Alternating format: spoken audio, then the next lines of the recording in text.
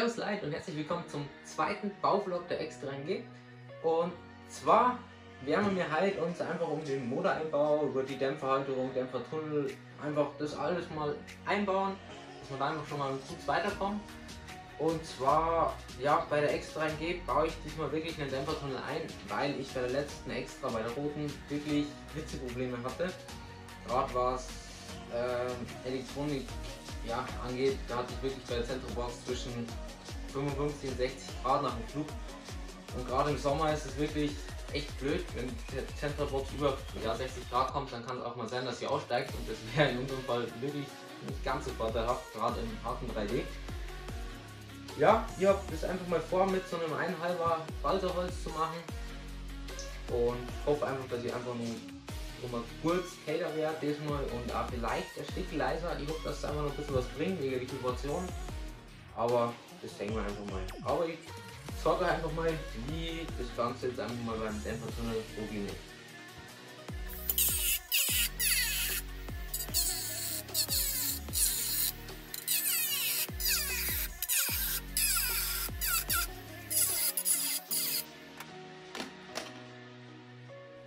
Und zwar habe ich einfach schon mal angefangen, die vorderen Bereich einen Resotunnel einzubauen. Da sind die ersten zwei Lücken schon mal geschlossen. Das nächste, was wir jetzt tun, ist so Stecke einkleben. Ich habe es schon gemacht, ihr müsst es noch machen. Und zwar liegt es daran, dass wir einfach von unten dann so ein Bredel ohne kleben können, ohne Probleme. Dann ist das halt einfach ideal heute. Und ein einer hängt so nicht so verwölbt ist, sondern einfach Stecker dort. Dann kommt an der Seite links und rechts noch Bredel hin, dass das auch schon mal passt. Das ist jetzt bei der Extra MG ganz geil, weil die ziemlich rechtwinklig ist. Also da müssen wir keine so seitlichen Stege mehr hinkleben, dass das auf einer Linie ist, sondern können einfach die Bredel einkleben. Und ja, sonst müsst ihr eigentlich nicht wirklich viel achten. Die Dinge haben wir uns ja schon ausgeschnitten. Die kommen dann auch noch mal rein. Das werde ich mir dann noch ein bisschen anfertigen, dass das alles sauber passt. Aber sonst, ja, legen wir einfach los mit dem Einkleben der Bredel.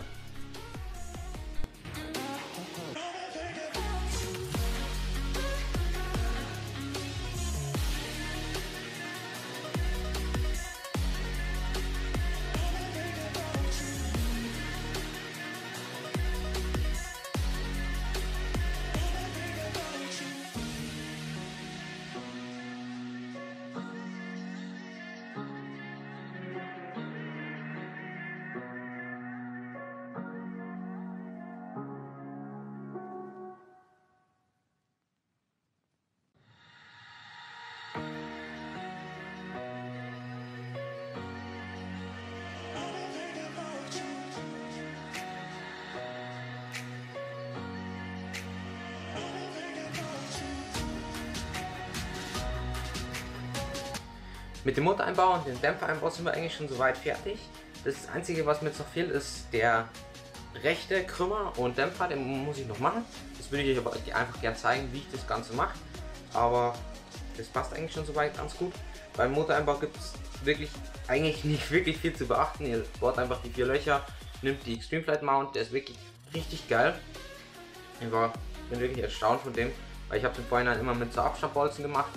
Es hat aber passieren können, dass sich der Motor verdreht, weil er nicht in einen, einfach nur in 4 Punkten gelagert ist. Das heißt, er kann sich verdrehen. Mit dem Mount kann eigentlich gar nichts mehr passieren. Jetzt kann sich wirklich null verdrehen. Der nächste Punkt wäre, wo sich verdreht, hier. Das heißt, wir werden da nochmal eine Kohlematte einfach hier hochziehen und an den Rändern, dass uns da schon mal nichts mehr passiert. Aber das war es eigentlich schon. Hinten Einschaltmuttern drauf und dann das Ganze noch kontern.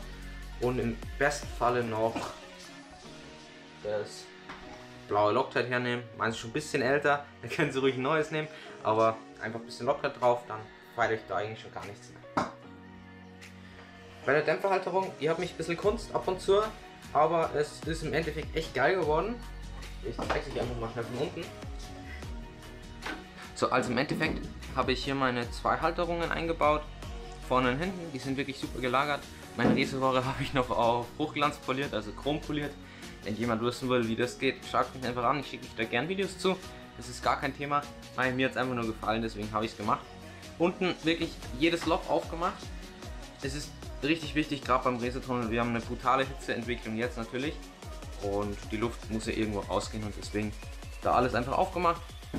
Dämpfer sind auch schon verlängert mit so einem Silikonschlauch, gibt es eigentlich überall. Und ja, ich dachte euch einfach mal nicht sagen, wie dann den Orner Dämpfer vom Grund auf aufbau. Und genau, das zeige ich einfach jetzt. Soweit ist eigentlich schon mal alles vorbereitet, was wir zum Dämpferbau selber brauchen. Ihr bekommt ja die Dämpfer ganz normal, einfach das Dämpfer selber, dann den Krümmer, wenn ihr das Set von MTW so bestellt. Es funktioniert einmal frei, ich habe einfach das MTW-Set von meiner alten Extra übernommen, von der Länge her passt eigentlich ganz gut. Bisschen abändern musste man es, aber das ist einfach nur mit dem Teflon-Stück ein bisschen verlängert und das war es eigentlich schon. Hinten einfach noch einen Schlauch mit drauf gemacht mit einem Sicherungsdraht, den bekommt ihr vom Richter Markus auf der Seite. Ist natürlich auch alles unten verlinkt, was ich zum Bau verbrauche. Und das war es eigentlich schon, was ihr so braucht. Der erste Schritt dabei ist gleich mal die richtigen Löcher anzuzeichnen, wo wir spawnen. Dazu müssen wir den Dämpfer einbauen. Das habe ich in dem Sinne schon erledigt. Und alles soweit angezeichnet, richtig gebohrt im Teflon. Das ist hier ein neues Loch, das alte hat nicht mehr gepasst. Und deswegen schieben wir das einfach zusammen. Und bevor wir es zusammenschieben, habe ich mir hier noch was vorbereitet. Und zwar ist es ein Teflonband. Das ist einfach dazu da, dass das Ganze dicht ist. Weil wir haben immer noch hier ein bisschen Spiel drin, weil es noch ein bisschen älteres Teflon ist. Und um das einfach dicht zu kriegen, nutze ich einfach noch ein bisschen neues Teflon, wickel es ein, zwei Mal runter und dann haben wir eigentlich schon gar keine Probleme mehr.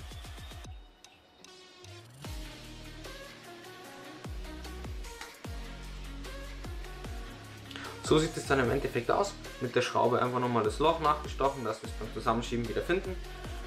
Und dann kommt es eigentlich nur noch zusammengeschoben, Schraube oben rein und dann ist die erste Seite eigentlich schon fast erledigt. Beim Zusammenschieben einfach ein bisschen drehen, geht einfach viel schöner.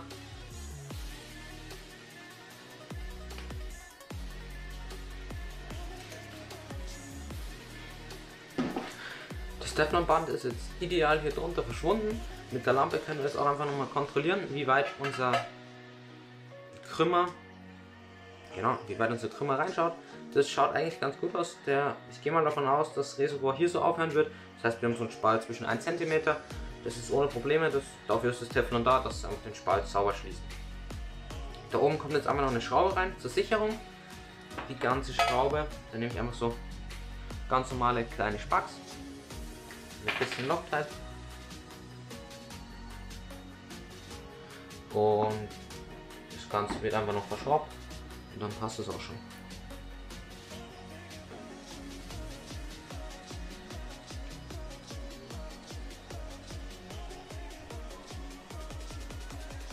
Dämpfer Nummer 2 ist damit auch fertig.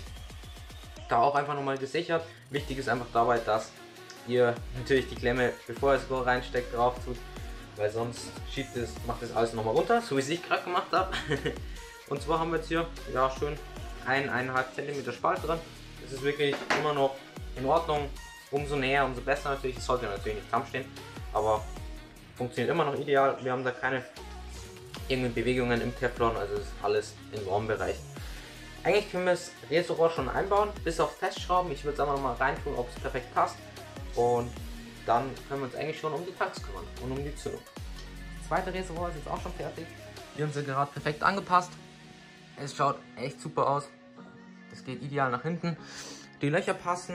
Es ist hier wirklich gar keine Probleme, dass es zu eng wäre oder irgendwie schräg oder verwinkelt ist, sondern es geht Stecker gerade nach vorne ohne Verspannungen. Hier drin super gelagert. Die Reses sind jetzt schon echt gut fest. Also natürlich haben sie ein bisschen Spiel wegen den Gummis. Soll auch so sein. Wenn wir es vorne jetzt noch festschrauben, sind sie ideal drin.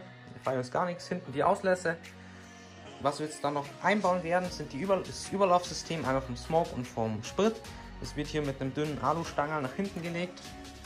Und dann auch beim ziemlich neben dem Auslass geht dann so ein Alustab daneben her. Das ist dann unser Überlauf. Hat das zur Folge, normalerweise baue ich das alles hier vorne rein. Ich habe das Problem gehabt, dass einfach das Smokeöl und der Sprit, was überläuft, sich hier komplett verteilt und das soll nicht sein, weil es läuft dann auch hier unter die Kanten rein, hebt uns das an und das wollen wir natürlich alles nicht. Deswegen bauen wir das nach hinten, weil hinten wird so oder so alles voller Smokeöl und Sprit, da ist es eigentlich ziemlich wurscht. und deswegen bauen wir das einfach da an. Aber bevor wir das machen, kümmern wir uns um die Zündung. Beim Zündungseinbau selber gibt es eigentlich nicht wirklich viel zu beachten. Extreme liefert uns schon einen perfekten Deckel, wo wir die Zündung drauf machen können.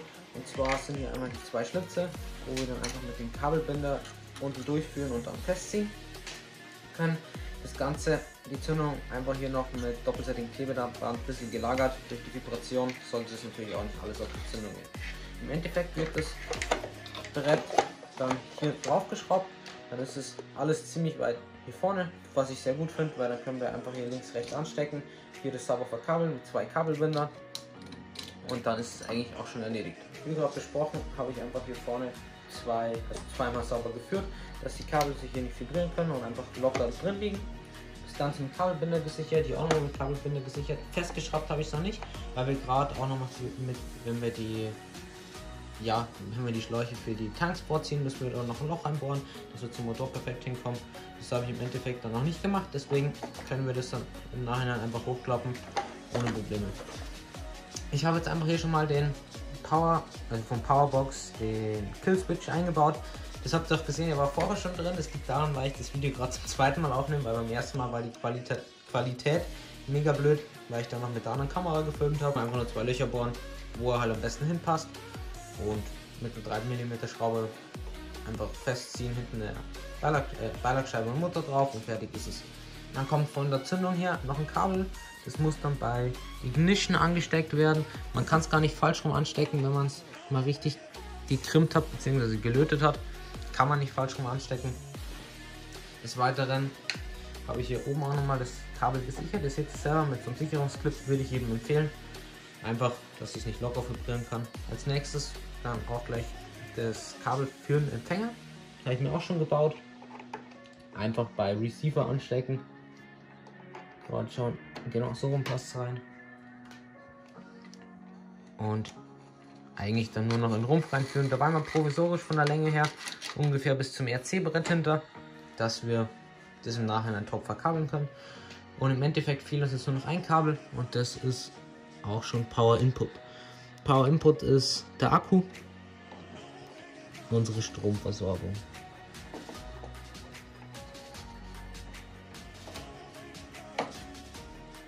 Und somit ist die auch schon angesteckt. Das war's soweit mit dem Zündungseinbau. Ihr könnt jetzt noch alternativen LED anstecken.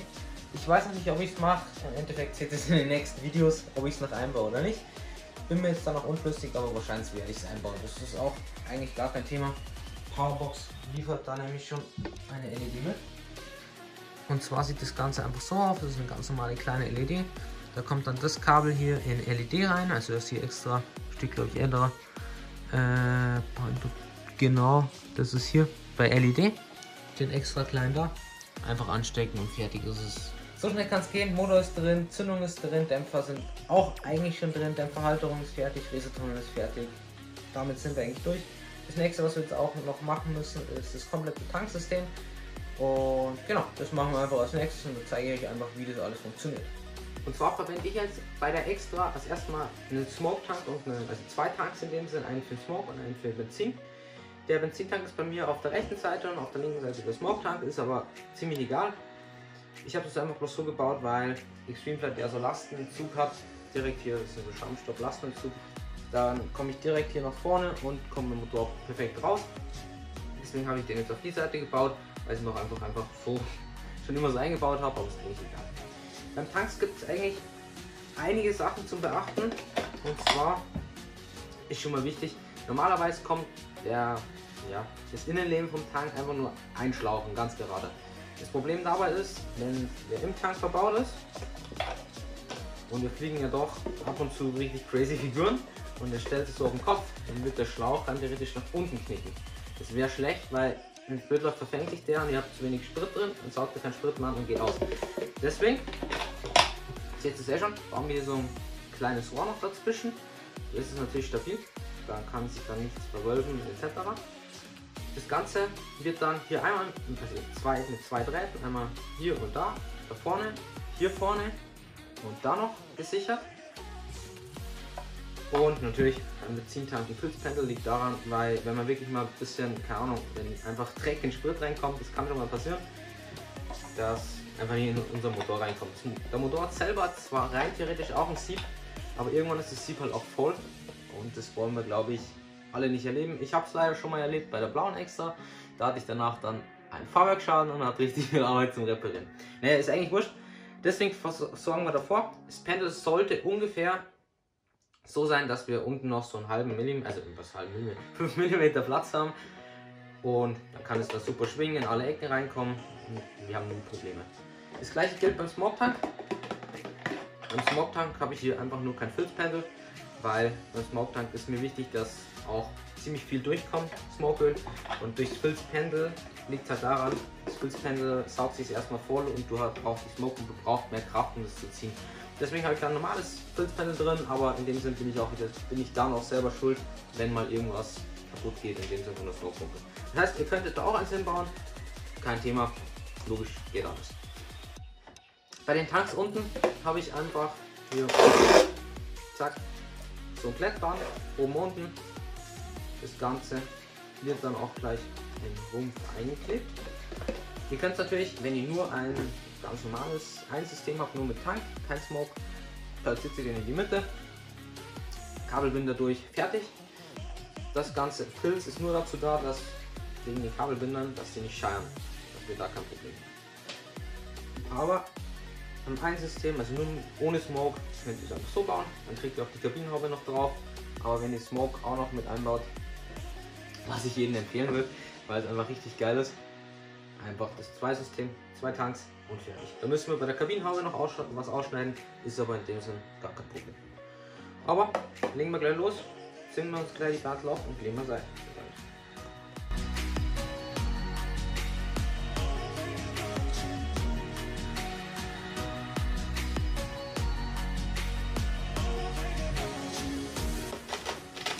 Schauen wir mal, ob es hält.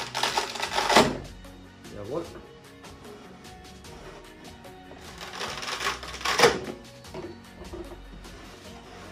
Und das passt auch. Da haben wir eigentlich das Schlimmste eigentlich schon erledigt. Jetzt müssen wir nur noch Kabelbinder durchziehen. Jetzt muss ich mich leider selber unterbrechen, und zwar habe ich noch eine kleine Änderung am Tanksystem vorgenommen und das zeige ich einfach jetzt schnell. Im Nachhinein habe ich jetzt bei der Extra NG noch was beim Tank geändert, und zwar habe ich statt den Kabelbindern Klettbänder jetzt dran gemacht. Da hat mich der liebe Nils auf die Idee gebracht, beziehungsweise hat mir den Tipp gegeben, weil er das Problem gehabt hat, dass beim Kabelbinder auf Dauer hat sich dann hier unten das hier durchgesteuert am Holz, und das ist natürlich nicht vorteilhaft, weil dann fliegt dieser Tank irgendwann rundherum.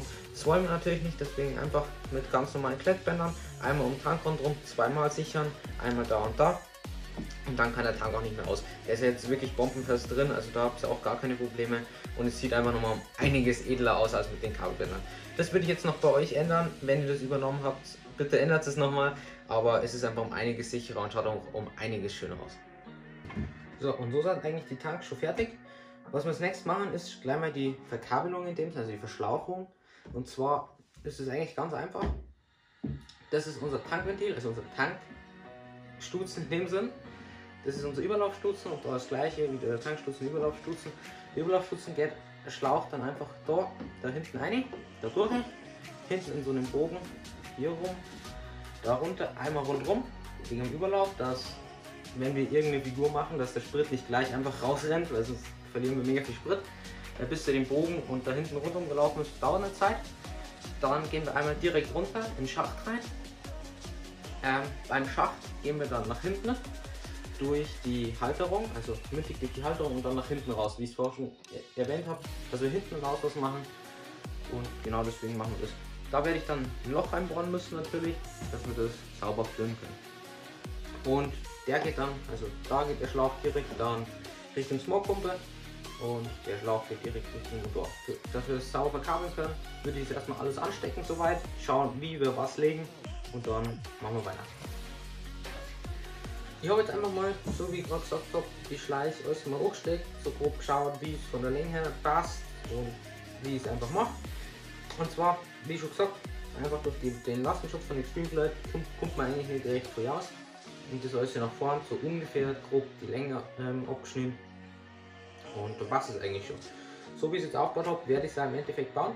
Nur dass ich da nur so einen schwarzen ja, Geflechtsschlauch wie vorne bei der Zündung einbaue, weil ich es einfach selber ein bisschen schöner finde und dann aufgerührt finde. Aber wir fangen mal gleich an beim Tankventil. Und zwar nutze ich da das Originale von Extreme Flight. Ich halte es mal hin, Fokus. Genau, das ist das Originale von Extreme Flight. Und mit dem, ja, das ist so ideal. Ich habe halt immer das Problem gehabt, dass das immer so rausgegangen ist und beim Fliegen, und dann hat das auch rausgeschaut, das hat immer ein bisschen beschissen ausgeschaut. Aber deswegen ist das jetzt magnetisch, richtig krass sogar. Dann schauen wir, wie das ist. Das Loch ist da eh schon ein bisschen vorgebohrt von Extreme Flight. Ich klebe mir immer da ein bisschen Tape drauf. Liegt daran, weil wenn ich jetzt bohre und der Bohrer ja verkantet ein bisschen oder ja, in Verbindung mit der Folie, dann reißt mir die Folie runter. Das will ich natürlich nicht. Deswegen bohre ich hier ein sauberes 13er Loch. Das ist leider mein größter Bohrer, den ich da habe. Das ist, glaube ich, ein 14er. Aber okay, das ist, den Rest machen wir dann einfach mal im Dremel und der Schein. Und genau, dann bauen wir das hier sauber mittig und dann ist das eigentlich auch schon drin. Und im Endeffekt müssen wir jetzt nur noch die 4 Schrauben reinschrauben, was das Extreme Flight mitliefert. Und dann sind wir eigentlich schon auf der Seite fertig.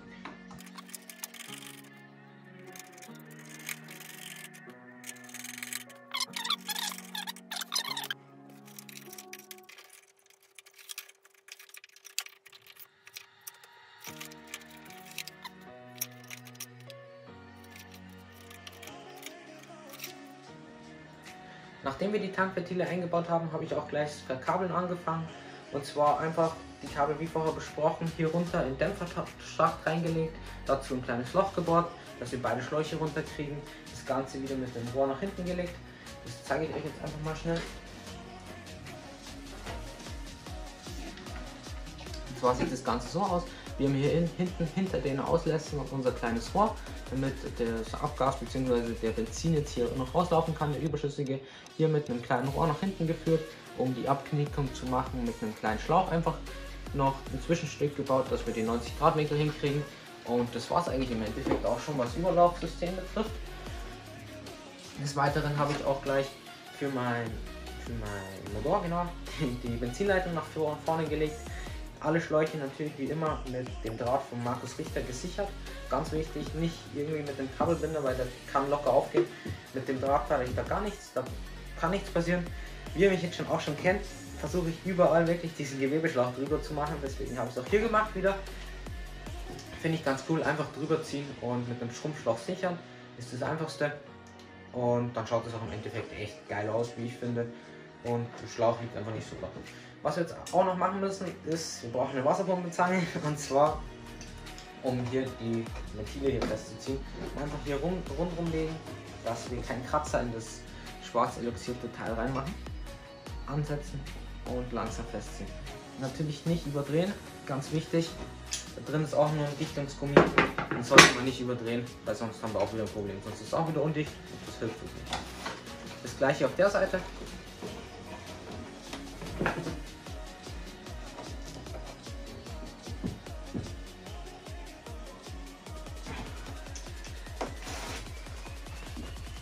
Und somit ist das Tanksystem eigentlich auch schon fertig. Wie vielleicht dem einen oder anderen aufgefallen ist, fehlt hier noch eine Leitung, und zwar zur Smoke-Pumpe. Das liegt daran, weil ich gerade mit Holy Smoke in einem kleinen Gespräch bin. Ihr kennt vielleicht die Holy Smoke Pumpen. Die sind, also die fliegt unter anderem Chase Lucia und Gernot Puckmann. Ich finde sie richtig geil, ihr könnt euch mal Videos dazu anschauen. Der Chase zeigt sie auch immer. Ja, sie funktioniert richtig geil. Es hat ein Top-Ergebnis, deswegen habe ich mich auch ein bisschen informiert und auch einen kleinen Kontakt geknüpft. Und es könnte was werden, dass wir dann eine Holy Smoke Pumpe einbauen, aber das seht ihr dann im nächsten Video.